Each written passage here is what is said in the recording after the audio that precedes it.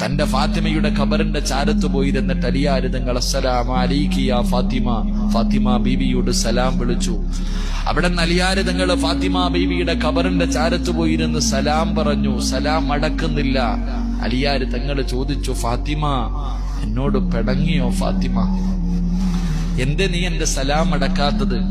മണിയറയിൽ പിണങ്ങിക്കിടക്കുന്ന, കിടപ്പറയിൽ പിണങ്ങിക്കിടക്കുന്ന ഭാര്യയുടെ പിണക്കം മാറ്റുന്നത് പോലെ അലിയാര് തങ്ങൾ തന്റെ ഭാര്യയുടെ ഖബറിന്റെ ചാരത്ത് ഒന്നാമത്തെ രാത്രി പോയിരുന്നിട്ട് ചോദിക്ക, എന്തേ ഫാത്തിമ നീ എന്റെ സലാം അടക്കാത്ത? എന്നെ മറന്നു ഫാത്തിമ? വീണ്ടും സലാം പറഞ്ഞു. സലാം അടക്കണില്ല. അലിയാര് തങ്ങൾ ചോദിക്ക, എന്തേ നീ എന്നോട് പിണങ്ങേ? മടക്ക് ഫാത്തിമ, എന്നെ മറന്നു പോകല്ലേ ഫാത്തിമ?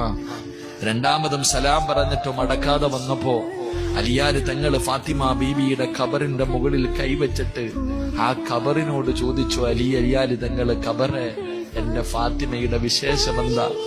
എന്റെ ഫാത്തിമയുടെ വിശേഷമെന്താ? എന്റെ ഫാത്തിമ ആരെന്നറിയോ?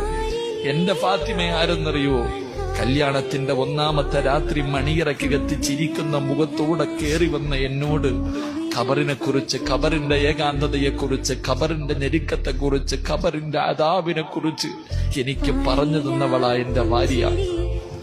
എന്റെ മണിയറയിലിരുത്തിയിട്ട് ഈ മണ്ണറ മണിയറയാക്കാൻ മുസല്ല വിരിച്ചിട്ട് നിസ്കരിപ്പിച്ചവളാ ഫാത്തിമ. ആ ഫാത്തിമയാണ് നിന്റെ വയറിന്റെ അകത്ത് കിടക്കുന്നത്, ഈ ഖബറിന്റെ അകത്ത് കിടക്കുന്നത്. എന്റെ ഫാത്തിമയുടെ വിശേഷമെന്ത് എന്ന് ഖബറിന്റെ ചാരത്തിരുന്ന് കരഞ്ഞുകൊണ്ട് ചോദിച്ചു എന്ന് ചരിത്രം പറയുമ്പോ, എന്റെ പ്രിയപ്പെട്ട സഹോദരങ്ങളെ, ജീവിതമെന്ന് പറയുന്ന ഇതിനാ മക്കളെ. അതുകൊണ്ട് എന്റെ പ്രിയപ്പെട്ട ഉപ്പമാരോട് ഉമ്മമാരോട് പറയുകയാ, റസൂലുള്ളാഹി സ്വല്ലല്ലാഹു അലൈഹി വസല്ലമ തങ്ങൾ പറഞ്ഞു, ഇതുപോലെ വേണം നിങ്ങളുടെ മക്കളെ